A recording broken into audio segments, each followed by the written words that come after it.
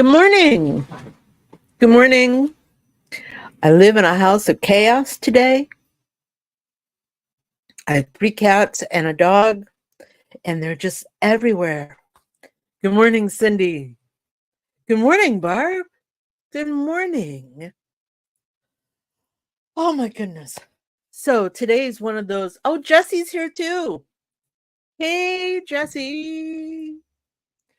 So today's one of those drizzly, overcast, wet days out there. I know. It's December, middle of December. It's rain outside. I know some of you've already had snow, and Cindy's going to be grateful if she doesn't get any snow. Speaking of Cindy, congratulations.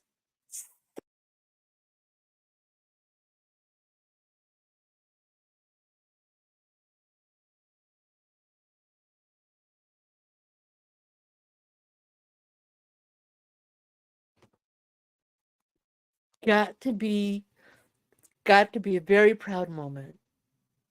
Okay, so here we are. What are we going to do today? That's right, part 2. Question and answers. We lost you sound. Let me see what we got here.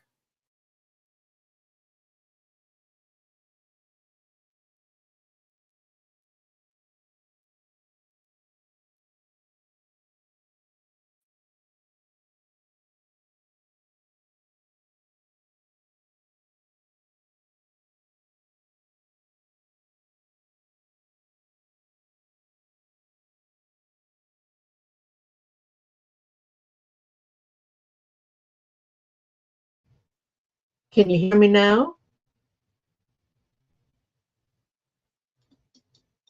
I unplugged this microphone and went back to the camera microphone. Testing. 1, 2, 3, 4. Testing. I agree, Barb. It's going to be a drab white Christmas this year. Okay, one more time. Can you hear me now? Going to have a sip of coffee. Yes. Thank you. All right, still going to have that sip of coffee.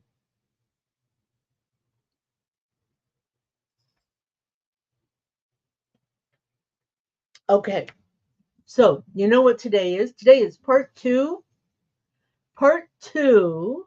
of our question and answers. So if you have a question, pop it up in the comments.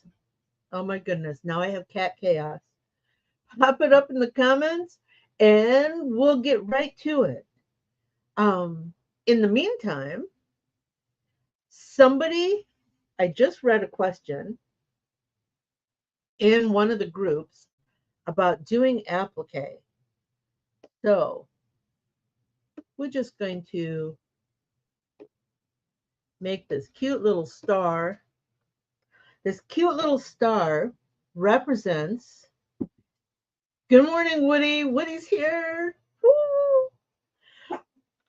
We're going to use this star, and it's going to represent the applique shape we're going to make. Now, one thing I want to go through before we do this is I want to tell you, when you're doing applique, you really need a span. You need a span of area that you're going to lay the fabric in.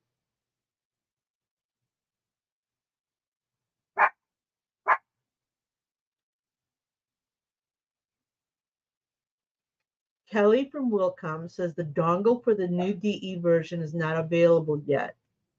Oh, thank you. You know, I was asking about that.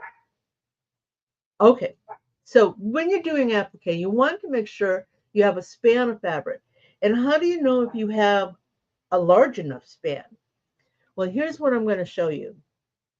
Before we go into this applique thing, I'm going to make this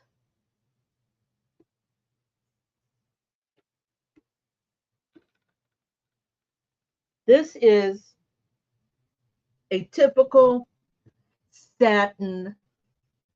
This is a typical satin um, cover stitch for applique. All right. This, oh my God, you can't see a thing, can you?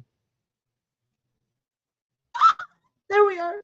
So this is the shape I'm going to use in this applique question. But the first thing I want to talk about is the span of fabric. You need to have a span of fabric.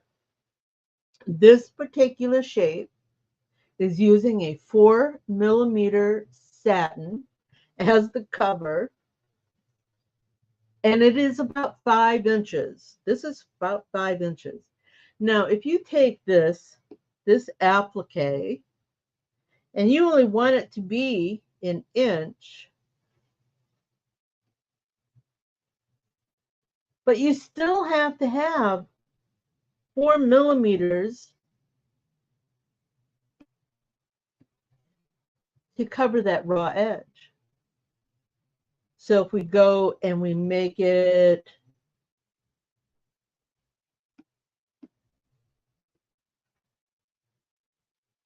2 inches, and again, you still have to have 4mm, you only have about an inch of fabric. And that trim work, it's like it's not worth the effort to make an applique of something this small. Okay, so let's go back to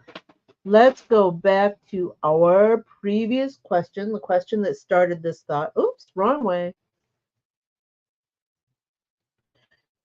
Make that back to our 4 inches. Actually, this one needs to be the running stitch. Okay, so now we have an applique, and the question in the group was, do I have to use different colored threads for my placement, my tack down, and my cover stitch? The answer to that is no. You can go 2 routes with this. You can match your thread, and here we're going to do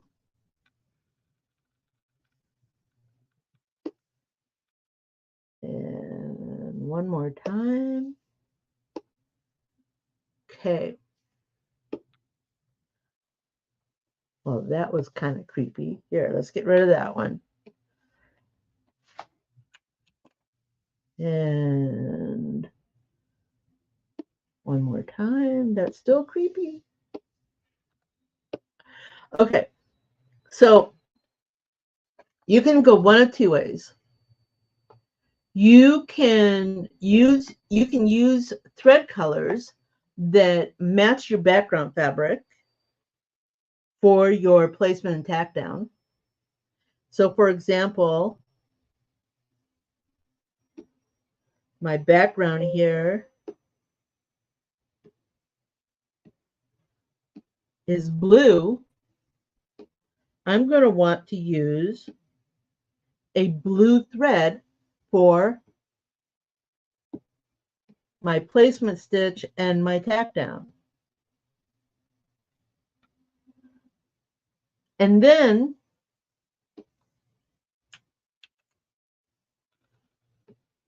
I can use whatever color is necessary for my cover stitch. Or, as Cindy is suggesting,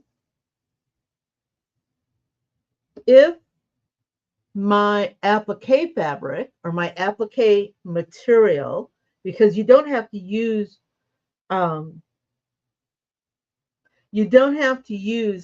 fabric for your applique material. Vinyl is actually becoming quite popular. Match the color to the material. So for example, again, I have a blue background fabric, but I'm going to use a white applique material. I can use a white placement stitch and a white tack down stitch and a white cover stitch. And Cindy, you're absolutely right. Cindy is saying sometimes if you match your thread, your placement, and your tack down. If you match that to your background fabric, sometimes it's hard to see.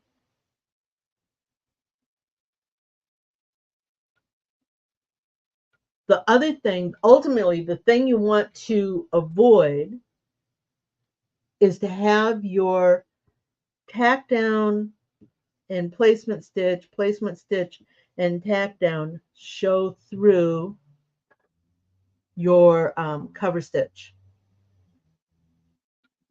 So ultimately the question was, do I have to use the same colors or can I use different colors? You can use whatever color combination suits you at the time you're doing your project.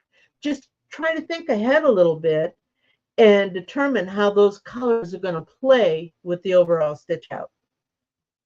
Make sense? All right, I'm going to go back to my favorite background color.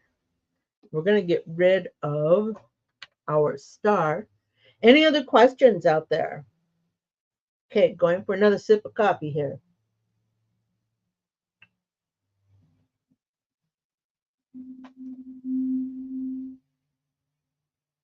All right. Do you guys know? Oh, here we go.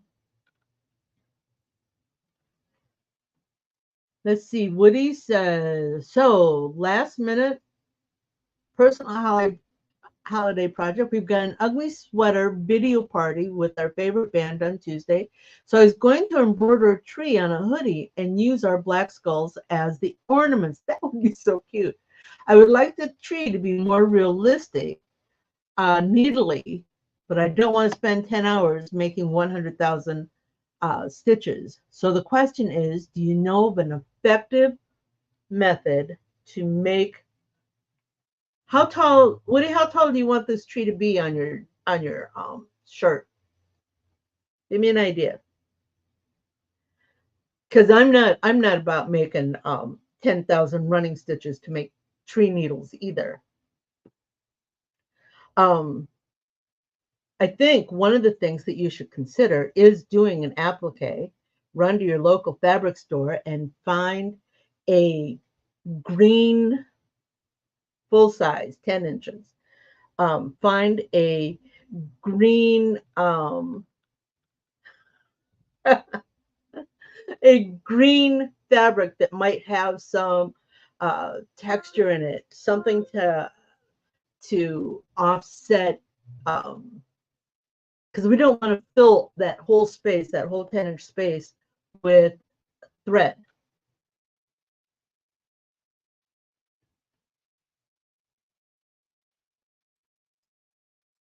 Oh, that would be rough. How much time do you have? Hey, Doug, welcome, sunny Los Angeles. We have rain here. Cindy's eating potato salad. Is that potato salad for breakfast, Cindy? Okay. Barb's wanting to use a run stitch for the tack down and more of a zigzag. And again, that's a personal choice. I use a running stitch for my placement, and then I use a triple run stitch for my tack down with a satin cover. And I do that because I can't always get the trim close enough if I'm using a zigzag for the tack down. Okay. No time. Parents are coming for a surprise visit when we have to clean the house. You know, I was just thinking that myself about cleaning the house. Okay. What can we do? Typical craziness. Isn't that about it? Okay. So look around the house, see if you can find anything in a tone of green that you can cut up in a pinch. Just a thought.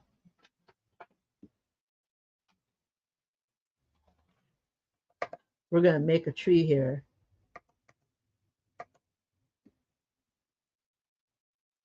Okay. Did I mention that I'm not really an artist? Yeah. In fact, I'm no artist at all. I have been known to make a really good hand turkey.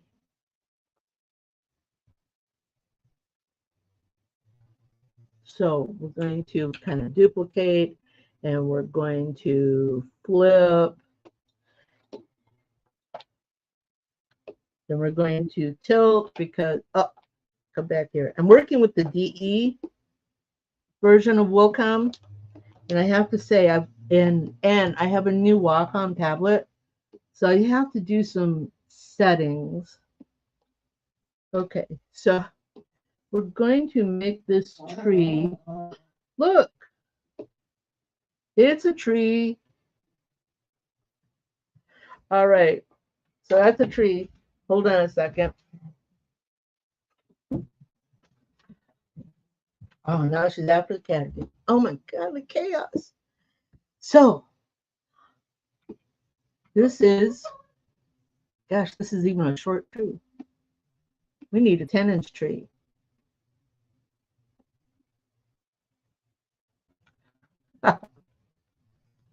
Yeah.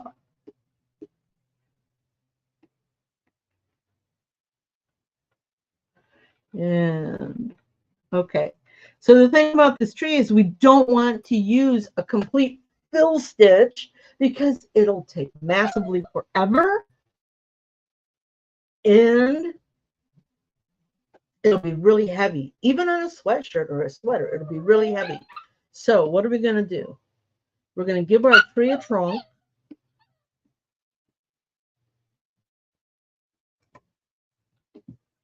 And we're going to give it some texture because, you know, trunks have a lot of texture. And then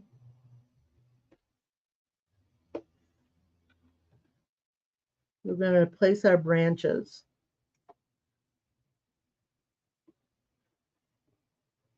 And you know, Woody, what about a Charlie Brown tree? You know Charlie Brown's tree. It has virtually no branches on it, and it kind of tilts. Do a Google search on Charlie Brown's tree.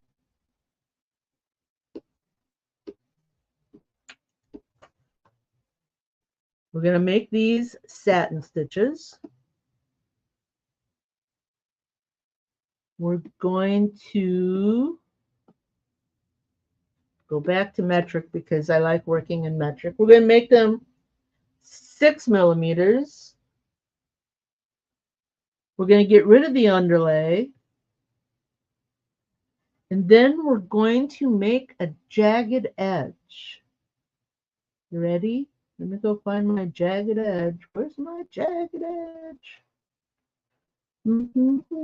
There it is, jagged edge. And we want the roughness. And we want the length. Once we have it really long, you're welcome, Woody. Sparse trees are wonderful.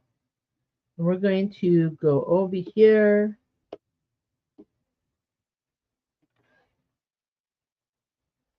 Oh, that's too sparse.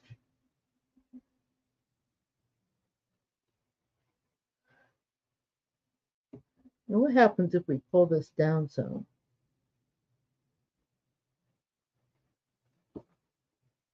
Okay, do you see the effect?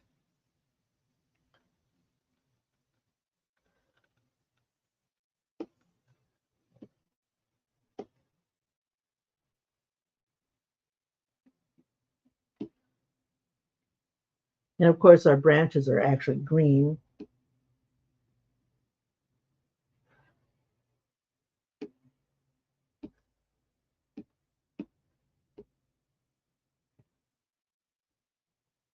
What do you think? You think this might help with your tree or your sweater? Of course, this is just really rough. It's just really rough. Might actually want to take these and let's see, let's make that an 8 millimeter satin.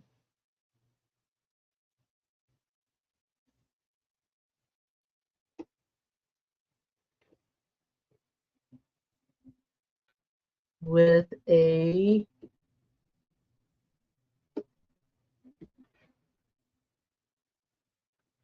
two, maybe just a 1.5 density. And again, our effect, the roughness, our effect.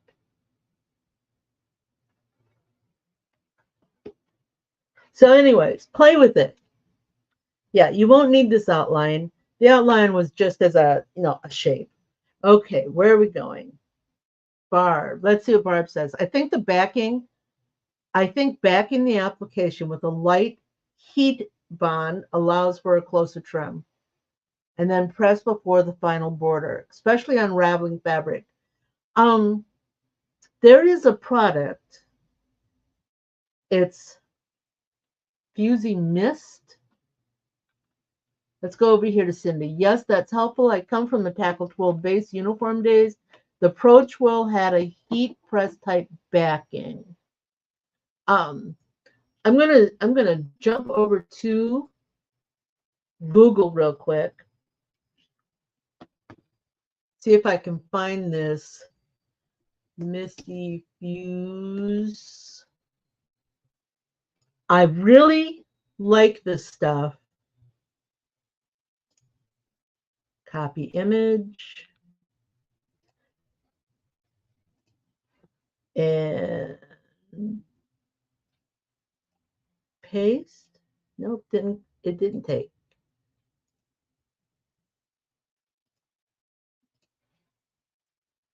Oh, for crying out loud. I really like this stuff because it's very, very thin, very, very light. Think the Stitch Witchery. Are you familiar with the Stitch Witchery? It's not going to let me copy it.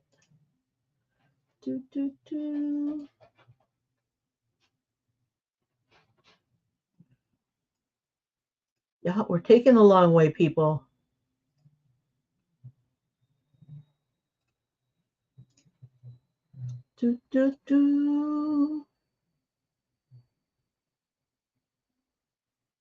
Where did it go?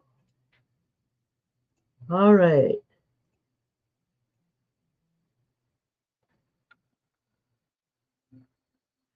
Ooh, stem stitches. Yep, stem stitches could work. Okay, let's see if I can bring this in.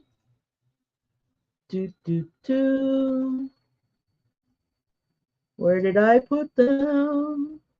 Oh.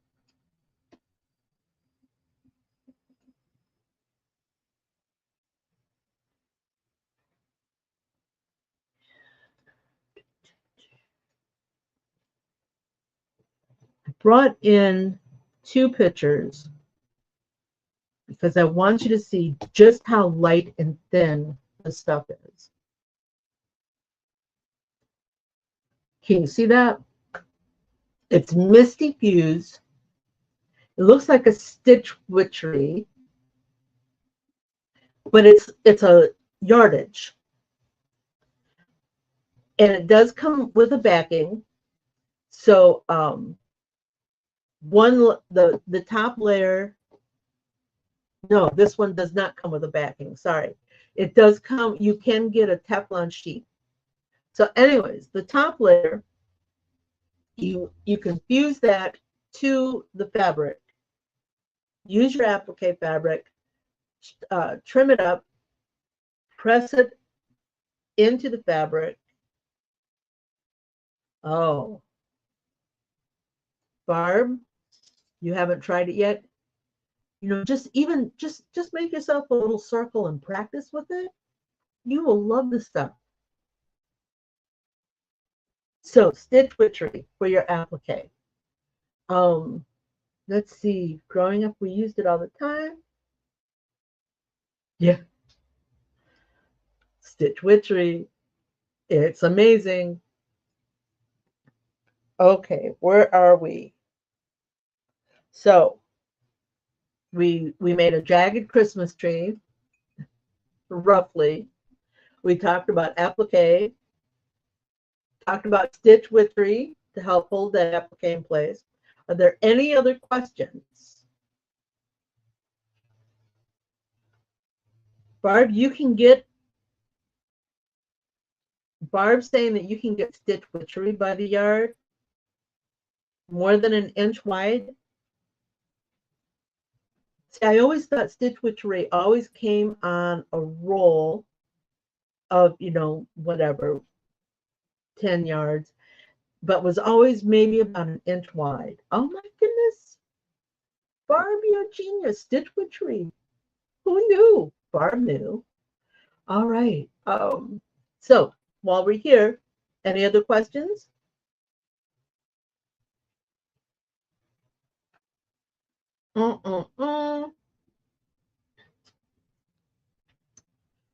So what do we got going this week? Well, I have book club tomorrow. Made some cute little ornaments for book club. Oh, sorry, Cindy. Think we should go back to my comment, knowing where your final stitch will land, trimming. Oh, yes, very, very, very important. Okay. Let me go ahead and get rid of these two images. By the bolt. Barb, you are amazing.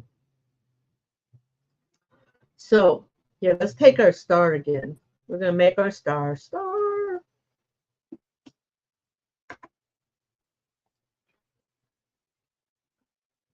And make it an outline. And we're going to duplicate it for our placement stitch, or I'm sorry, tap down stitch, which I use a triple stitch. Then we're going to duplicate it again for our satin stitch. And guys, I'm so sorry. There we are. Okay, so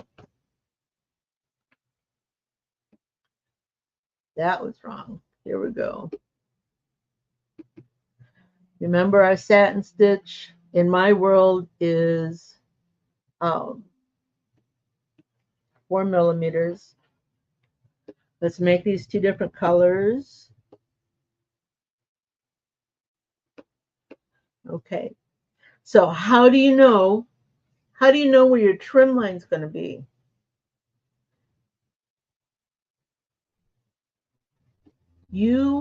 I move in software. I move.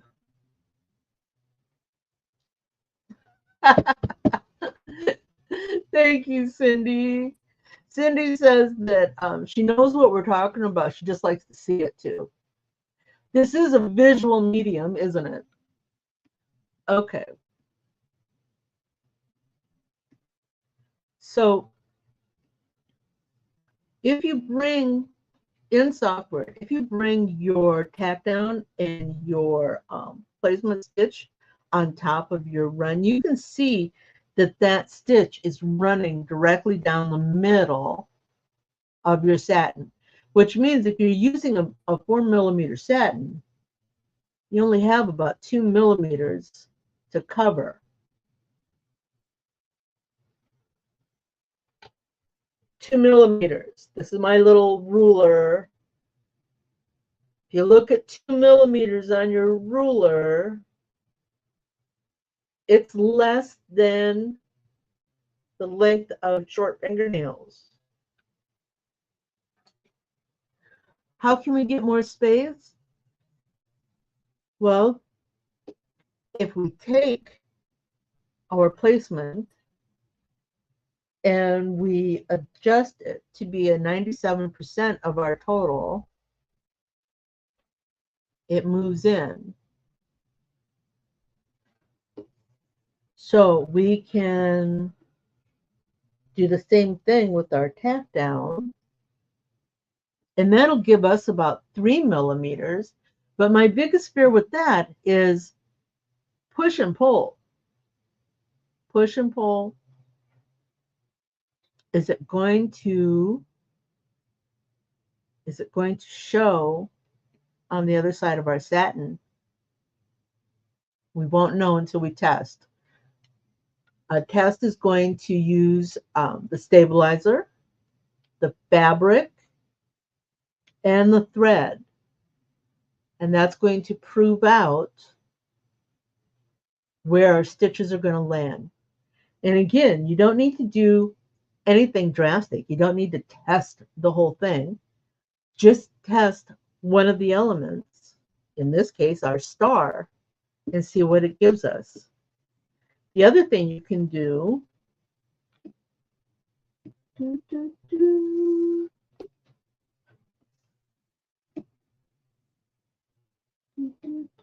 yeah, that's not going to work here. Okay, the other thing,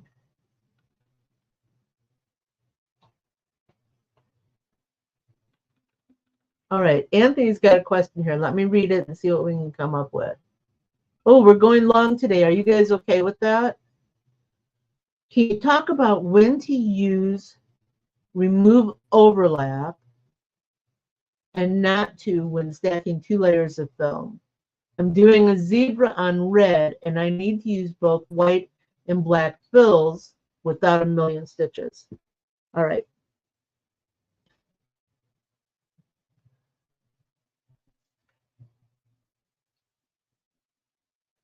Let's finish this up with the applique. Cindy's, and I agree, Cindy's saying know how close to trim the applique.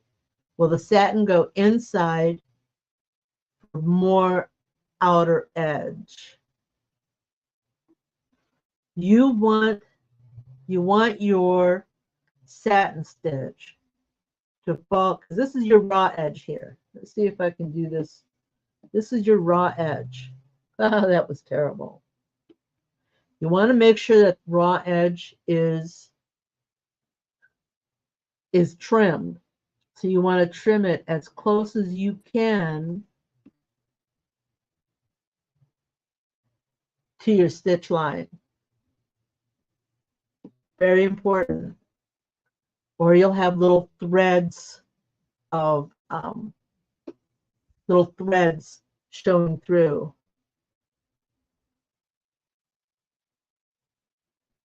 Oh, yeah, she's a keeper, Woody. Just had an idea to use mixed media, sublimate the tree, and stitch on the decorations. She's a genius. She's a keeper. All right, back to Anthony's. Okay, can you talk about when to remove overlaps and not? You're using a red background, so let's go ahead and pop a red background up here. That's more brown. All right. And you need, I like that star. We're going to do the star again. And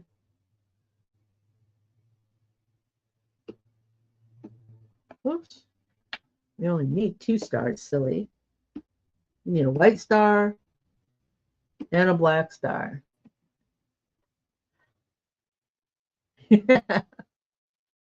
Gail, are you here? Gail! Gail! Okay.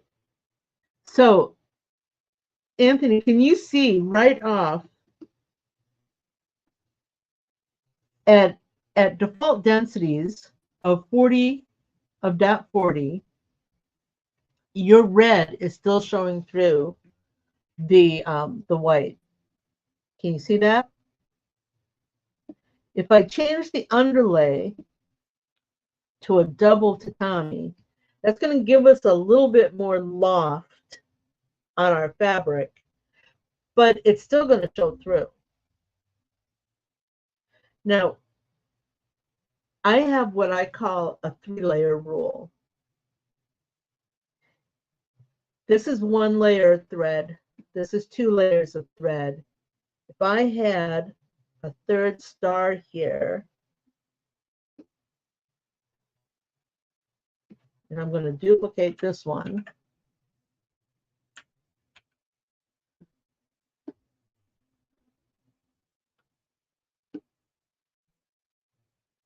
You can see that the yellow overlays the black, which also overlays the white, and the yellow also overlays the white. So now I have 3 layers sitting on top of this white.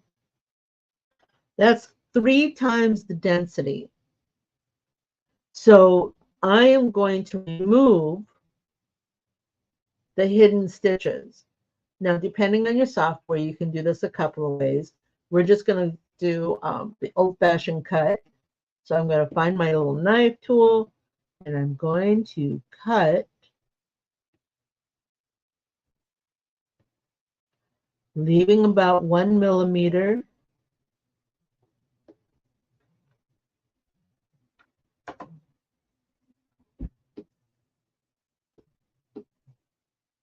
Because, you know, you want to make sure you don't have any gapping. So now you can see that my white is now trimmed. We're going to do the same thing with the black. Again with the cut tool. How much do we want to take off? Oh, I'm going to start this one down here.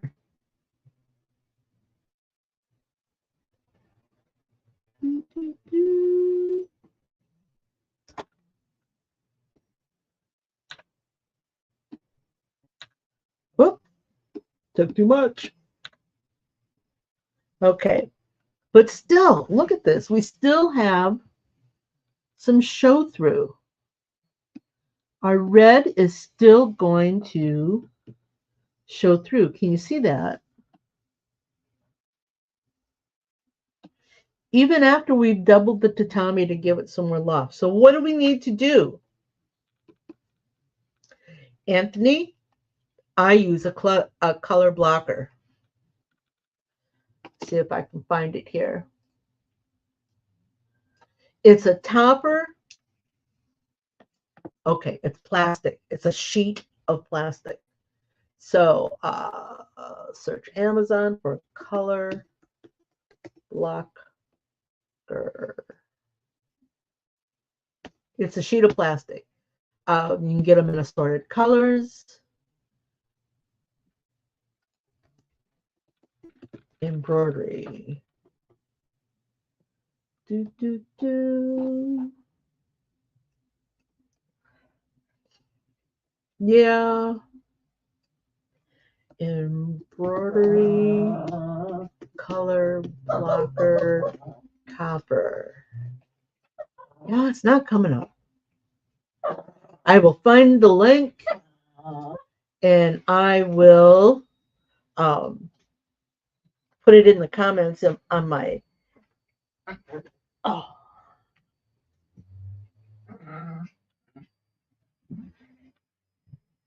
Oh, yeah. Use a 1 millimeter for the overlap so that you don't have any. Sorry, I have a dog over here. She's wanting to come say hello, but she's got to play first. Okay, what is a color blocker? Think Solvay Clear topper, right? It's a topper that washes away, but it holds the nap on your fabric, right? And then you just, you know, after the stitch out, you just kind of rip it off and it's done. Now, the color blocker, same kind of principle, only it's an opaque sheet of plastic that colors. And you match the color to your thread color.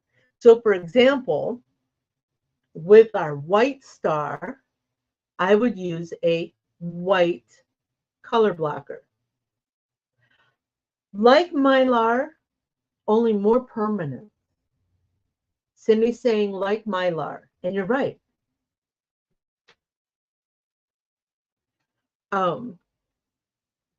If I were doing black, which is also going to show some of this red, I would use a black color blocker. So basically what happens is after you've stitched this, you've laid your white in place, and you've stitched your white, you just tear off the excess blocker. You lay in your black blocker, and you stitch your black, and again, you tear away.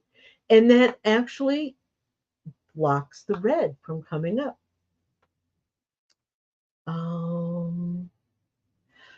Barb, I have not done that. Barb is suggesting using a global underlay.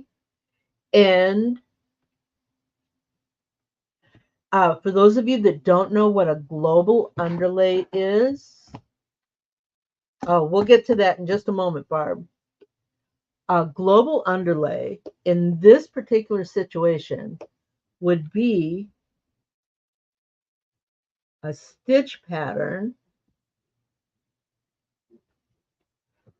that goes under all of the elements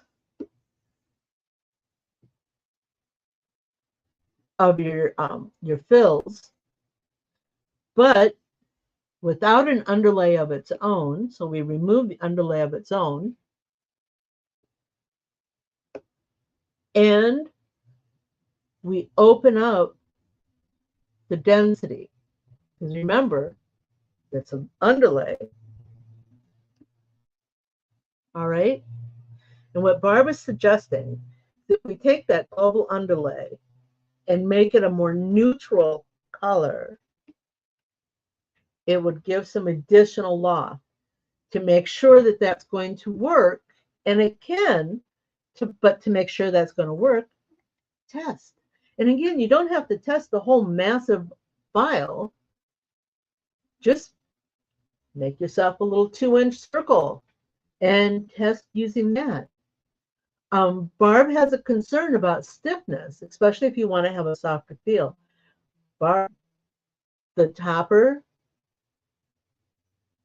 you don't even know it's there. Again, it blocks that background color, but you don't even know it's there.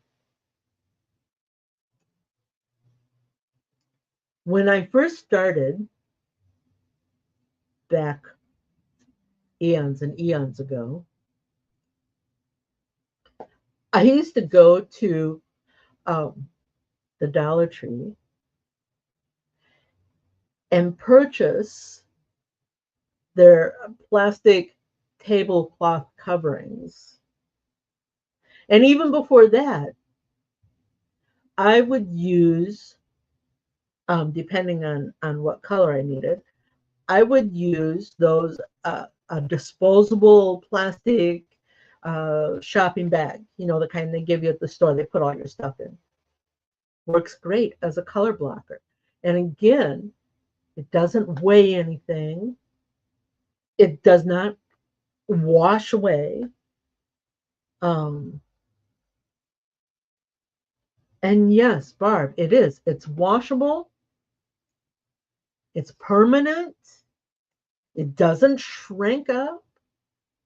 Well, just like any plastic, if you're going to put a hot iron to it, it's going to melt.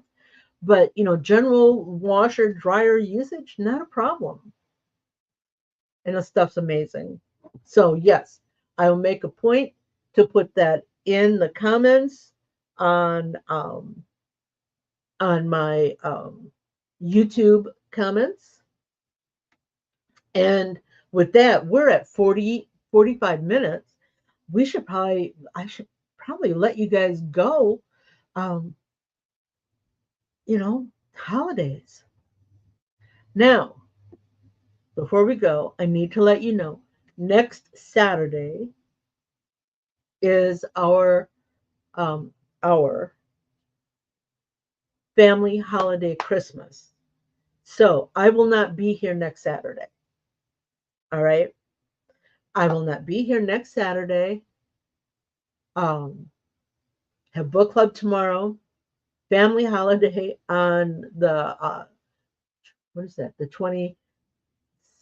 23rd. And we have another family holiday on the 24th. And then of course it's Christmas. All right.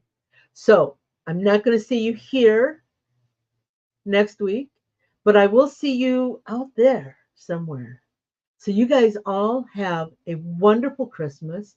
Thank you for being here. Thank you for being part of all of this. Oh, Cindy has a show idea. All right, Cindy, pop it off. What do we got? What do you need? What do you want? We'll come back after Christmas with it. And Merry Christmas to you too, Woody. You and Misty. You guys have an awesome, wonderful Christmas. All right. Anthony, happy holidays. Happy New Year. Profitable business building year.